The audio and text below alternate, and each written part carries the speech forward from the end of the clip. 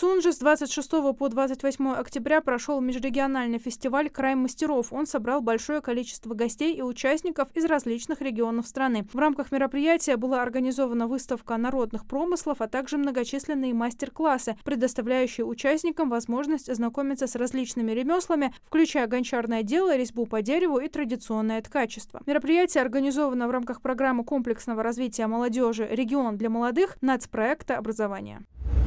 С ноября в Ингушетии начнется замена изношенных труб на магистральном водопроводе Сунжа-Малгобек. По итогам проведенного анализа специалисты установили, что для повышения надежности системы и снижения риска новых поломок необходимо заменить в первую очередь 5 километров критически изношенных участков. Как отмечают специалисты, почти 40 километров труб пришли в полную негодность. Кроме того, за период с 15 по 24 октября на водопроводе произошло 10 аварий.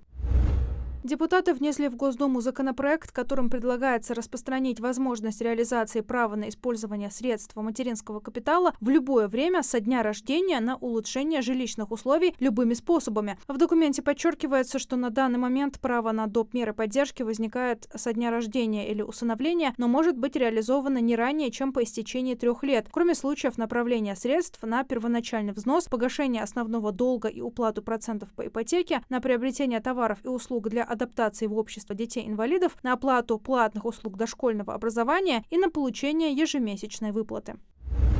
В ноябре вступает в силу ряд важных изменений. Например, будут реже отказывать в компенсации на оплату жилья и коммунальных услуг. Правительство уточнило порядок оформления этой выплаты. Претенденту на компенсацию могут отказать в ней, если у жителя есть задолженность по квартплате. При этом буквальное прочтение нормы предполагает отказ, даже если этот долг был уже погашен. Теперь порядок прописан более четко. Должна учитываться только непогашенная задолженность. А сведения о долгах чиновники, оформляющие выплаты, должны брать из ГИС ЖКХ по состоянию на 1 число текущего месяца.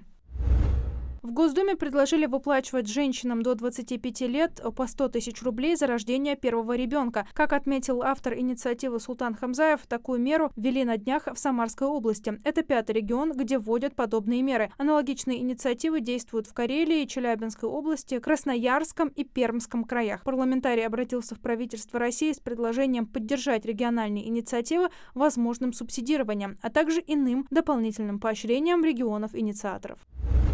В России планируют ввести законопроект, который предлагает обеспечить детей-сирот, а также несовершеннолетних детей из многодетных и малоимущих семей спортивной формой и инвентарем. Законопроект предоставляет субъектам России право оказывать дополнительную поддержку детям в области физической культуры и спорта. Также инициатива касается детей военнослужащих и сотрудников госорганов, которые погибли или получили травму во время боевых действий за границей. Согласно предложению, за счет бюджетных средств дети будут обеспечиваться спортивной формой и инвентарем по одному базовому виду спорта, который развивают регионы.